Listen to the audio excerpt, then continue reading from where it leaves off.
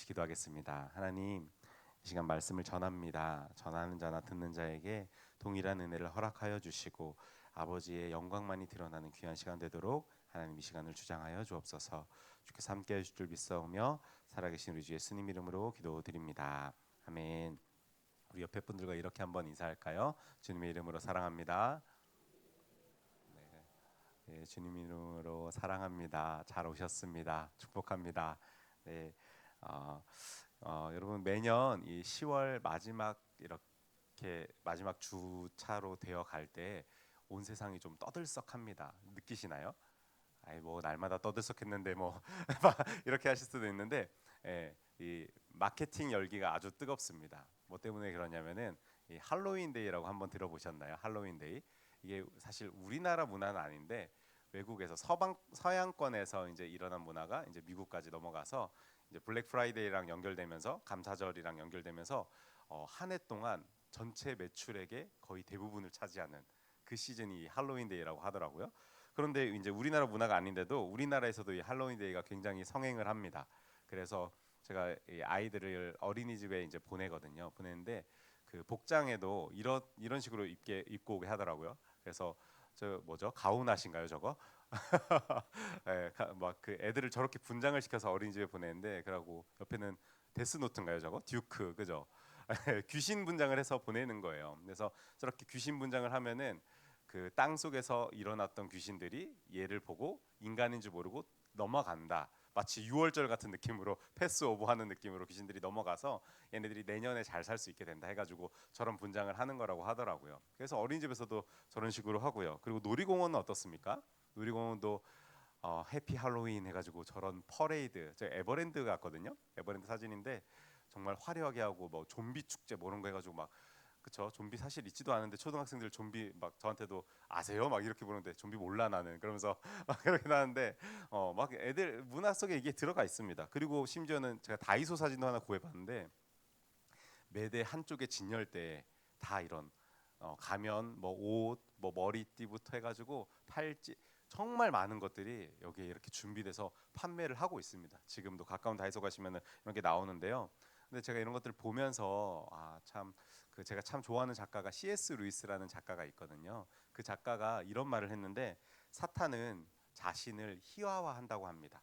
이게 어떤 거냐면은 사탄은 자기를 웃긴 모습으로 만든다는 거죠. 그래서 우리 가운데 다가올 때 친근한 모습으로, 부담스럽지 않은 모습으로. 여러분 막 사탄하면 어떤 이미지가 떠오르시나요? 막 뿔 달고 날개 있고 막 무섭게 생겨가지고 뭐 안 하면 죽어 막 이럴 것 같죠. 그렇게 다가오지 않는다는 겁니다. 사탄은 늘 우리 가운데 가장 친근한 모습으로, 성경의 표현을 빗대어서는 광명의 천사의 모습으로 해서 우리 가운데 찾아오는 그런 모습이 사탄들이라는 거죠. 요즘에 그 넷플릭스에서 유행하는 드라마가 또 있던데 그 다 이루어질지니, 뭐 보셨나요? 이름만 들어보시는 분도 있을 거고. 근데 거기 지니가 저는 몰랐는데 저도 보다 보니까 사탄이더라고요. 주인공이 사탄입니다, 여러분.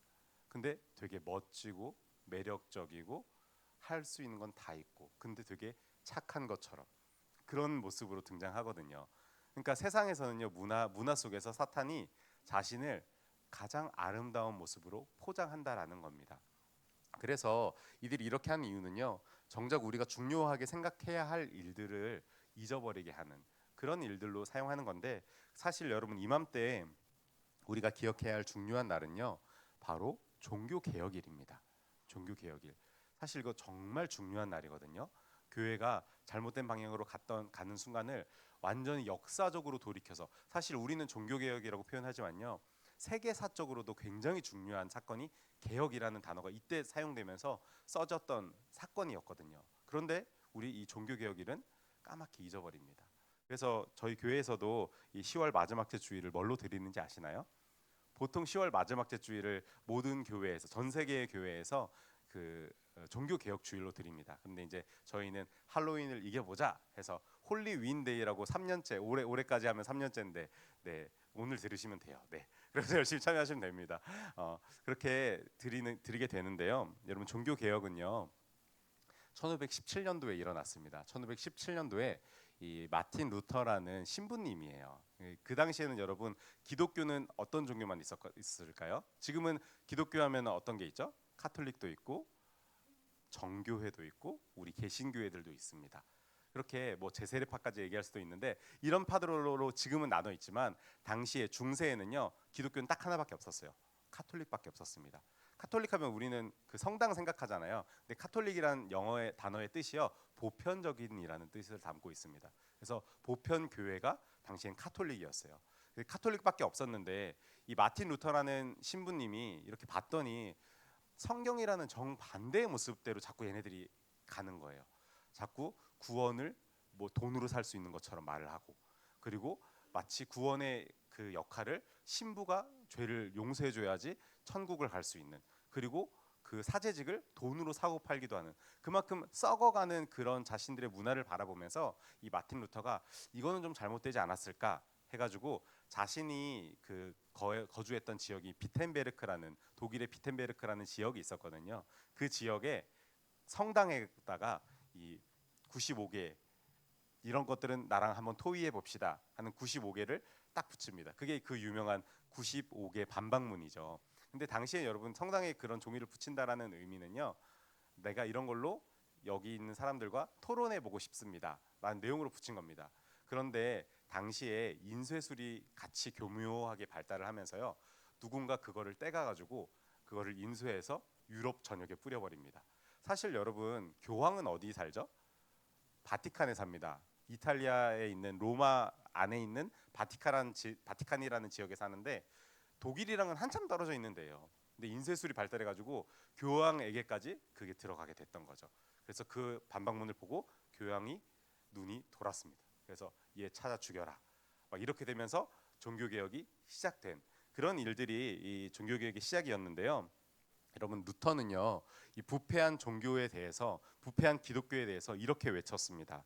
오직 성경, 오직 믿음, 오직 은혜, 오직 예수 그리스도, 오직 주께 영광. 여러분 이 5가지가요 종교개혁의 5대 모토거든요. 그러니까 루터는 이렇게 말한 거예요. 여러분 우리는 오직 성경으로 나아가야 합니다. 다른 진리가 아니라, 인간의 말이 아니라, 교황의 말이 아니라 오직 성경의 최고의 권위를 둬야 합니다. 그리고 우리는 구원받는, 우리의 구원은 오직 믿음입니다. 다른 신부가 우리를 구원해 주는 게 아니라, 우리가 중간에서 어디 머무르다가 구원받는 그런 게 아니라, 우리가 예수 그리스도를 믿는 믿음으로 인하여서 우리가 구원받는 것입니다. 그리고 우리의 구원은 우리의 능력이 아니라 오직 하나님의 은혜입니다. 그리고 우리는 오직 예수 그리스도를 통해서 구원받고, 이 모든 것은 하나님 앞에 영광 돌려야 되는 것, 그것이 우리의 삶의 목적입니다. 이런 말로 오직 성경, 오직 믿음, 오직 은혜, 오직 예수 그리스도, 오직 주께 영광, 이 5가지 솔루스를 이렇게 말을 한 건데요. 여러분 이것이 종교개혁 5대 강령이고, 이 외침은 단순히 종교적인 항의가 아니었습니다. 하나님과의 관계를 회복하자는 루터의 처절한 외침이었던 거죠. 여러분 하나님은 중세에 무너져가는 교회를 보시면서요, 이 루터를 통해서 나에게로 돌아오라고 말씀하고 계신 것입니다. 그런데 여러분 이 말씀은요, 사실 우리가 계속해서 묵상하고 있는 구약 성경에서 내내 하나님께서 이스라엘 백성들을 향하여서 하시는 말씀이었잖아요. 그리고 오늘 구약의 마지막인 이 말라기에서도요, 우리 하나님께서는 자신을 떠난, 자신을 되돌아서서 걸어가고 있는 그 이스라엘 백성들을 향해서 이렇게 외치십니다. 말라기 3장 7절 말씀인데요, 내게로 돌아오라. 그리하면 나도 너희에게로 돌아가리라. 얘들아 내게로 좀 돌아와 달라. 내게로 좀 돌아와 주겠니? 그럼 나도 너에게로 다시 돌아갈 거야 라고 말씀하고 계신 겁니다. 여러분 우리는 지난주에 하나님께로 돌아가야 하는 3가지에 대해서 묵상을 했었는데요. 3가지 중에 한 가지만 묵상했었죠. 페이지가 너무 많이 나와가지고 막 2시간 걸릴까봐 제가 한 4페이지로 줄여가지고 첫째 한 가지만 묵상을 했었는데, 어떤 거였죠? 기억나시나요? 사랑을 잊은 제사였죠. 그러니까 마음이 없는 예배를 그들이 드렸다. 하나님께서는 그걸 지적하면서 너희 그 마음 없는 그 예배 돌이켜서 올바른 태도로 나에게 예배를 드려라 라고 말씀을 하셨던 거죠. 왜 그런 말씀을 하셨죠? 기억나시나요? 그들이 하나님께 나올 때 어떤 제물을 가지고 나왔죠? 상한 제물, 다리 저는 거, 눈 먼 거, 병든 거, 이런 걸 가져와서 하나님께 제물이라고 바치면서, 하나님 우리가 언제 하나님을 예배드리지 않았습니까? 라고 말했던 거죠. 그 태도를 지적하시면서 하나님께서는 야, 니네 나라의 총리한테 이런 물건 가져가서 선물로 가져가 봐. 그 총리가 기쁘게 참으로 받겠다. 이렇게 말씀하시는 장면이 말라기에 그대로 써져 있었죠. 그러면서 너희의 태도를 돌이켜라. 너희의 마음을 돌이켜서 다시 나에게 찾아와라. 라고 말씀하시는 그 엄격한 하나님의 말씀을 우리 함께 묵상했는데요. 오늘 오신 여러분, 하나님 만날 준비 잘 하고 오셨나요? 네. 잘 집중하고 계신가요? 네. 네, 오늘은 이제 하나님께서 지적하신 다른 두 가지를 한번 같이 묵상해 보려고 합니다. 첫 번째 지적은 이것인데요. 같이 한번 읽어 볼까요? 시작. 하나님과의 언약을 잊어버렸다라는 것입니다. 말라기 2장 10절까지 같이 한번 읽어 볼게요. 시작.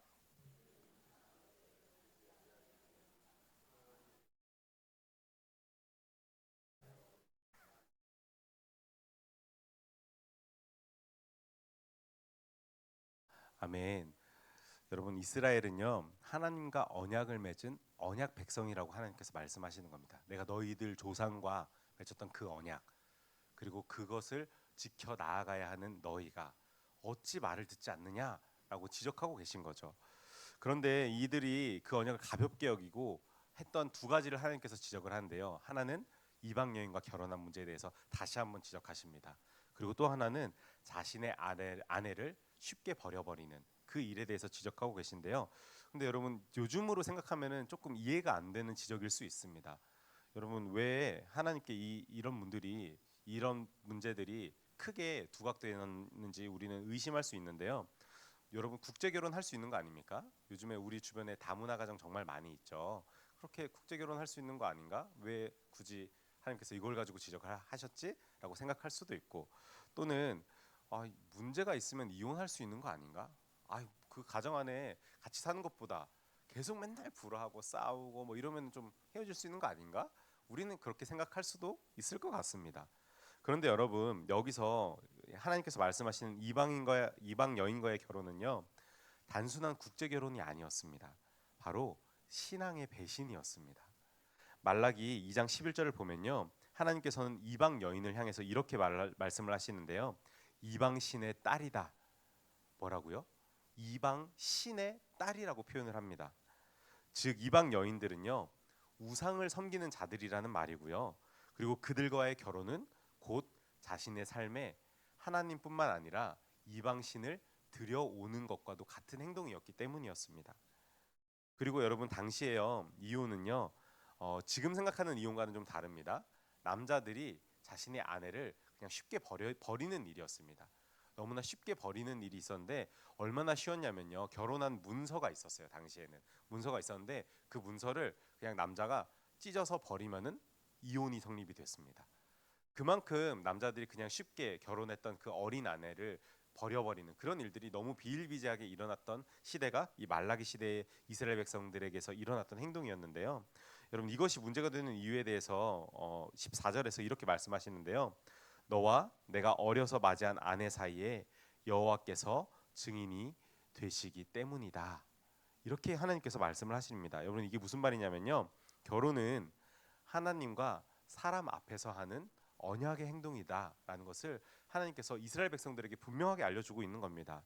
그래서 여러분, 우리 물론 교회 다니시는 분들은 결혼식을 할 때 이제 예배식으로 많이 하시죠. 요즘에 좀 제가 되게 안타까운 것 중에 하나는 이 젊은 청년들 중에서는 결혼식을 할 때 예배 예식으로 안 하는 청년들이 꽤 있더라고요. 교회를 다님에도 불구하고. 그런데 여러분, 이거 예배 예식 정말 중요한 일입니다. 예배 예식을 통해서 우리는 사람들 앞에서 혼인 서약을 하는 것뿐만 아니라 하나님 앞에서 서약을 하는 거예요. 그래서 여러분, 목사님께서 마지막에 성혼 선언 할 때 어떻게 말씀하시죠? 성부와 성자와 성령의 이름으로 부부가 됨을 선포합니다. 이 부부는 인간의 힘으로 갈라질 수 없습니다. 이렇게 말씀을 하거든요. 이렇게 해서 이제 이 두 사람은 부부가 되었습니다. 이렇게 말을 하는 겁니다. 여러분, 이것은요 사람과 사람 사이에 결혼이 성립되었다라는 의미도 동시에 되지만 누구 이름으로 성혼 선언이 된 거죠? 성부와 성자와 성령의 이름으로. 여러분 하나님의 이름, 삼위의 하나님의 이름으로 한 가정이 창조가 된 겁니다. 만들어진 겁니다. 그렇기 때문에 남자가 마음대로 자기 마음에 안 든다고 그 서류를 찢어가지고 버린다? 여러분 이거는요, 아내에게 거짓말을 하는 행동일 뿐만 아니라 가정을 파괴시키는 일이고, 더 나아가서는 하나님의 말씀을, 하나님과의 언약을 완전히 깨뜨려 버리는 아주 악한 일이었기 때문에 하나님께서는 그것을 가지고 책망하셨던 겁니다. 여러분 정리하자면 이방 여인과 결혼하고 자신의 아내를 버리는 일은요, 하나님의 언약을 가볍게 여기는 행동이었습니다. 그리고 하나님의 언약을 지키지 않는 행동이었기 때문에 하나님께서는 이들을 강하게 질책하고 계신 것입니다. 여러분 이거 정말 꼭 기억해야 하는데요, 우리의 신앙이 흔들리고 또 교회의 본질이 약해지는 근본적인 이유는요, 우리가 하나님의 언약을 소홀히 여기기 때문입니다. 하나님의 언약을 중요하게 생각한다면요, 여러분 우리의 신앙 흔들리지 않습니다.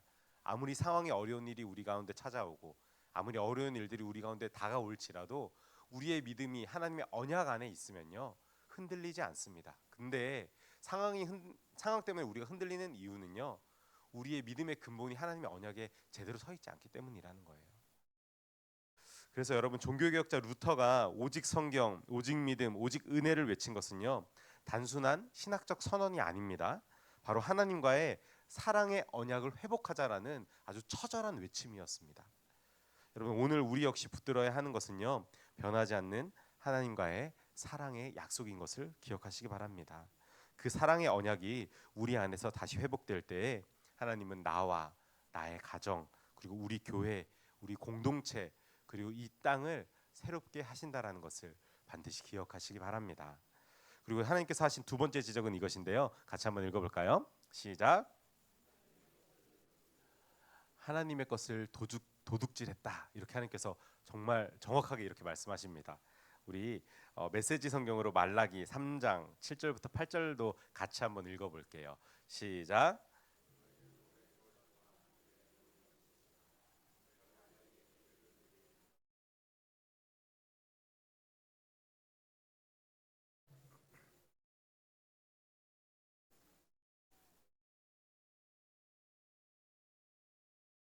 정직한 일부터 시작하여라. 정직한 자들은 하나님의 것을 훔치지 않는다. 그러나 너희는 날마다 내 것을 훔친다. 너희가 묻는다. 저희가 어떻게 주님의 것을 훔쳤단 말씀인가요? 11조와 헌물이다. 아멘. 여러분 이 말씀에서 하나님은요, 이스라엘이 하나님에게 돌아오는 방법, 그리고 이스라엘 너희가 훔쳐간 것, 나의 것을 훔쳐간 것이 무엇인지 분명히 말씀하시는데요, 바로 11조와 헌물이다라고 하나님께서 말씀하고 계십니다. 여러분 하나님께서 지적하신 문제는요, 단순히 돈의 문제가 아니었습니다. 돈이 너희가 뭐 너무 적게 헌금해, 이런 말이 아닙니다. 여러분 그들의 마음이 하나님에게서 멀어졌다라는 것을 지적하고 계신 것입니다. 곧 사랑의 관계가, 하나님을 사랑했던 그 마음이 완전히 식어서 너희가 잊어버릴 정도가 되어버렸다라고 강하게 지적하고 있는 것이었습니다. 여러분 성경은 분명히 말합니다. 레위기 27장 30절 보면요, 하나님께서 이 출애굽한 백성들에게 이렇게 말씀하십니다. 그 땅의 10분의 1, 곧 그 땅의 곡식이나 나무의 열매는 그 10분의 1은 여호와의 것이니 여호와의 성물이라. 아멘. 여러분 10분의 1은 누구의 소유라고요? 하나님의 소유랍니다. 그러니까 우리의 소유가 아니라 애초에 처음부터 10분의 1은 하나님의 몫이라는 뜻입니다. 따라서 11조는요, 내 것의 10분의 1을 하나님께 드리는 게 아닙니다, 여러분. 우리 생각을 고쳐 먹어야 되는데요, 자꾸 우리가 월급을 받죠. 요즘엔 옛날처럼 막 곡식을 하거나 이러지 않으니까 월급을 받는데 월급의 10분의 1을 내 거의 10분의 1을 하나님께 드립니다.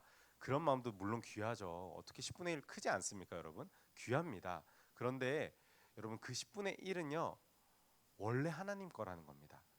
내 게 아니라 성경 말씀에, 하나님의 말씀에 의하면요, 이것은 원래 내 것이니 나에게로 가져오는 게 마땅하다라고 하나님께서 말씀하시는 겁니다. 그런데 여러분 한번 잘 생각해 보십시오. 10분의 9 역시 나의 것입니까? 아닙니다. 내가 이 땅을 살아가면서 나에게 베풀어 주신 그 모든 은혜가 하나님에게로부터 나에게 온 것입니다. 모든 것이 하나님의 것인데 그 중에 10분의 1을 하나님께 드리는 그 11조는요, 나의 모든 것이 하나님께로부터 왔습니다 하는 나의 신앙 고백인 것입니다. 나의 신앙의 태도이고 그것이 바로 11조라는 물질로 드러나게 되는 것입니다. 근데 여러분, 이스라엘은요, 은혜를 받았지만 감사를 완전히 잊어버렸습니다.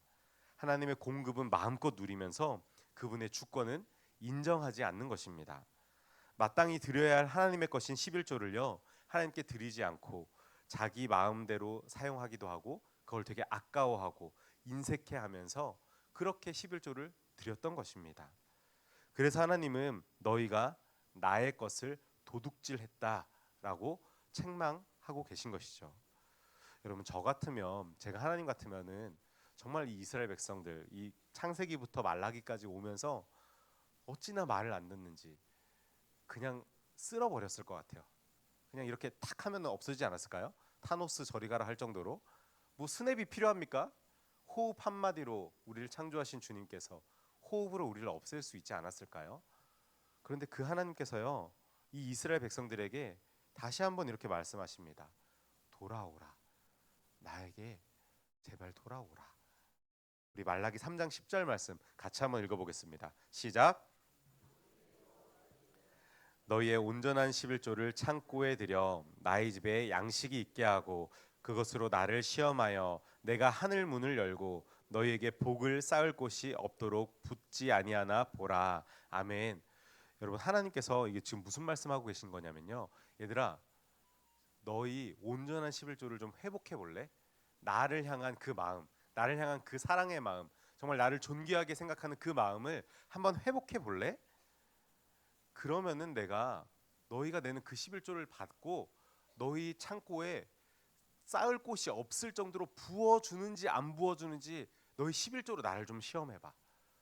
여러분, 하나님이 오죽 답답하셨으면은 하나님을 시험해보라고 말씀하십니다.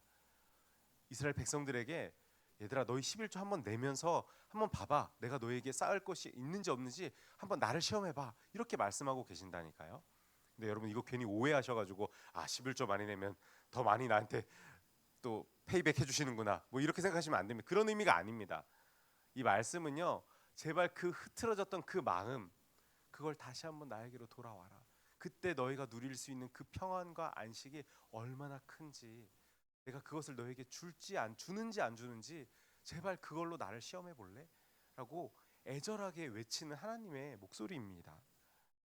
사랑하는 우리 청년들, 오늘 오신 여러분, 11조는요, 하나님께 내 것을 드리는 것 아닙니다. 하나님의 것을 다시 하나님께 드리는 나의 신앙의 행동입니다.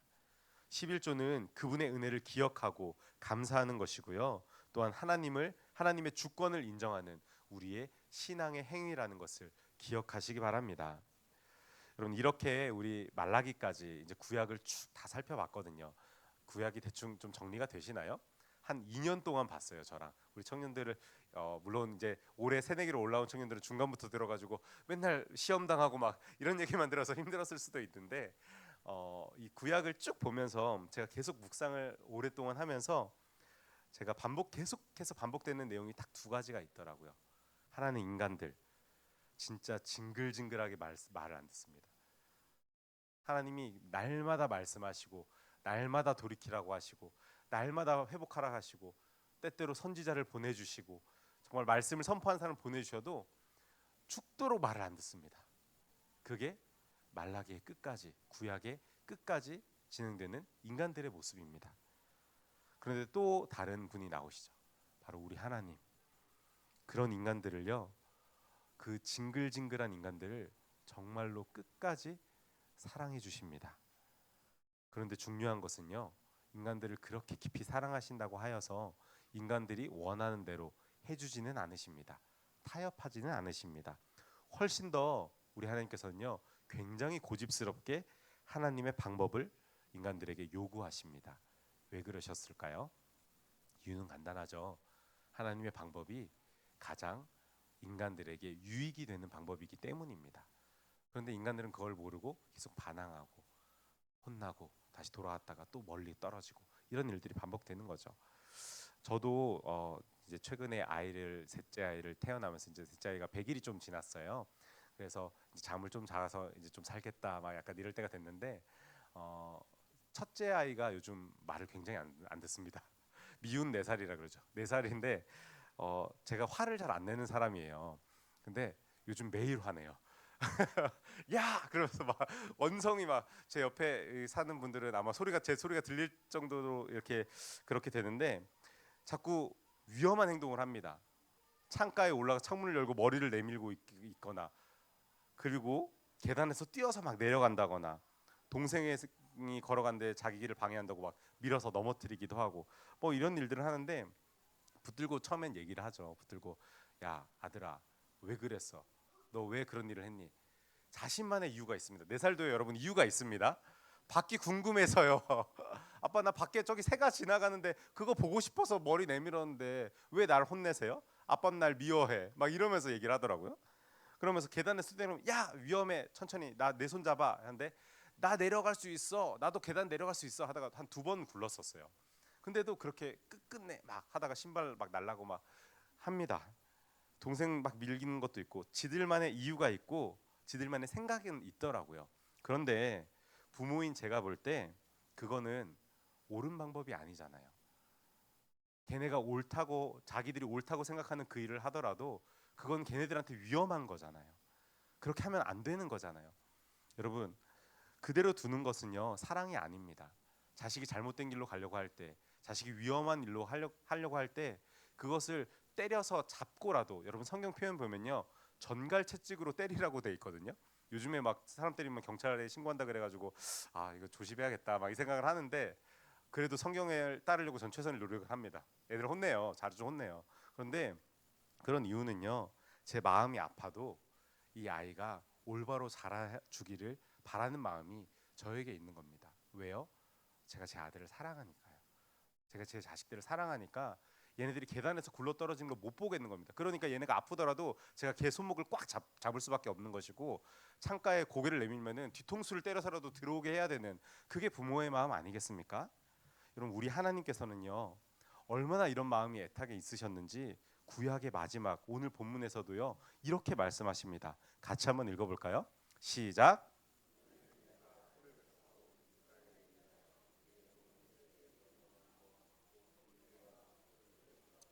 아멘. 여러분 말라기가 4장에서 끝납니다. 이 4장 1절부터 6절까지가 이 말라기의 마지막 구약의 마지막인데요.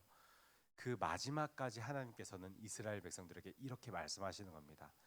얘들아, 제발 내가 모세에게 정해줬던 그 율법, 그 율례와 법도를 기억해서 그것대로만 살아라 제발. 마지막까지 그렇게 말씀하고 계신 것입니다. 여러분 이것이 바로 하나님의 열심입니다. 여러분 백성들이 떠나가도요 하나님은 포기하지 않으셨습니다. 관계가 끊어져도요 하나님은 언약을 기억하셨습니다. 하나님은 사람보다 더 끈질기게 사랑하시고 인간의 죄보다 더 집요하게 회복을 바라고 계신 것입니다. 그리고 그 열심이요 결국 예수 그리스도 안에서 완성된 것입니다. 하나님은 사람의 불순종을 막기 위해 결국 자신의 아들이신 예수 그리스도를 이 땅에 보내 주신 것입니다. 여러분 하나님은 이사야 9장 7절에서 이렇게 말씀하십니다. 그 정사와 평강의 다음이 무궁하며 또 다윗의 왕자와 그의 나라에 군림하여 그 나라를 굳게 세우고 지금 이후로 영원히 정의와 공의로 그것을 보존하실 것이라. 만군의 여호와의 열심히 이를 이루시리라. 아멘. 여러분 이 9장 7절 말씀은요 예수 그리스도에 대한 예언입니다. 예수 그리스도께서 오실 그때에 하나님께서 온전하게 만드실 것이다. 내가 그렇게 만들 거다 하면서 그냥 여러분 그냥 계획을 대충 하는 게 아니라요. 만군의 온 세상을 창조하시고 다스리시는 그 만군의 여호와의 열심히 이를 이루신다는 것입니다. 이거는요. 무조건 하신다는 거죠. 반드시 하신다라는 겁니다. 여러분 하나님의 열심이요. 결국 예수 그리스도를 이 땅에 보내셨고 십자가를 통하여서 완전히 이루셨습니다. 사랑하는 우리 청년들 그리고 오늘 예배 오신 여러분 말라기는요. 그리고 이 구약의 마지막은 인간의 불순종으로 결국은 끝납니다. 그리고 400년 동안 하나님의 목소리가 그치게 되는 그런 일들을 경험하게 되는데요. 그럼에도 불구하고 성경은 그 자리에서 멈추지 않습니다. 하나님의 열심은 예수 그리스도의 오심으로 이어졌고 그 사랑은 지금 이 자리까지 흘러온 것입니다. 오늘도 하나님은 말씀하십니다. 돌아오라. 내가 너희를 돌아보리라. 하나님의 열심이 여러분의 삶을 회복시키실 것입니다. 그 열심이 우리의 신앙을 다시 한번 불붙게 할 것입니다. 그리고 그 열심이 예수 그리스도 안에서 그 우리의 사랑을 완성하실 것입니다. 그것을 기대하며 나아가는 저와 여러분들이 되기를 주님의 이름으로 축원합니다. 기도하겠습니다.